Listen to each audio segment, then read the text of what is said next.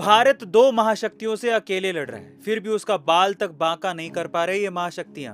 कौन सी हैं ये महाशक्तियां और क्या है असली मामला, हम आपको बताते हैं। देखिए, अपनी ताकत का असली अंदाजा मुसीबत में ही लगता है। भारत को भी ये बात अच्छी तरह से समझ आ चुकी है, तभी तो चीन और अमेरिका जैसी दो महाशक्तियों से अकेले मुकाबला करके भी वो शान से खड़ा है। पिछले दिनों चीन ने भारत के कारोबार को नुकसान पहुंचाने के लिए तमाम जरूरी खनिजों और उपकरणों का निर्यात बंद कर दिया था, और अमेरिका ने हमारे निर्यात को नुकसान पहुंचाने के लिए मोट टैरिफ लगा दिया। लेकिन भारतीय कारोबार के जो आंकड़े अब सामने आए हैं वो इन दोनों महाशक्तियों को आईना दिखाने के लिए काफी हैं। एचएसबीसी इंडिया ने अपनी रिपोर्ट में बताया कि भारत के मैन्युफैक्चरिंग सेक्टर की ग्रोथ रेट जुलाई में और मजबूत होकर 16 महीने के उच्चतम स्तर पर पहुंच गई है। घरेलू बाजार सहित दुनिया भर से बढ़ती डिमांड की वजह से जुलाई में मैन्युफैक्चरिंग पीएमआई 59.1 पर पहुंच गया, जो पिछले 16 महीने का हाई लेवल है। जुलाई में भारतीय मैन्युफैक्चरिंग सेक्टर पर लागत का दबाव और बढ़ गया था। एल्यूमिनियम, चमड़ा, रबड़ और इस्पात की कीमतों में बढ़ोतरी की खबरों के बीच कच्चे माल की औसत लागत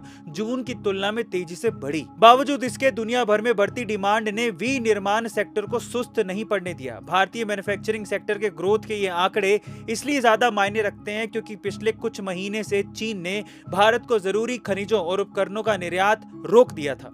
उसकी मंशा हमारे विनिर्माण सेक्टर को कमजोर करने की थी, ताकि भारत दुनिया की दूसरी दुकान ना बन सके।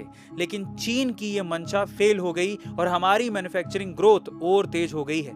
गाइस, आपको हमारी भारत की ग्रोथ के बारे में क्या कहना है, कमेंट सेक्शन में जरूर लिखिएगा। और ऐसे अमेजिंग वीडियोस के लिए सब्सक्राइब करना मत भूलिएगा। मिलते हैं अगली वीडियो।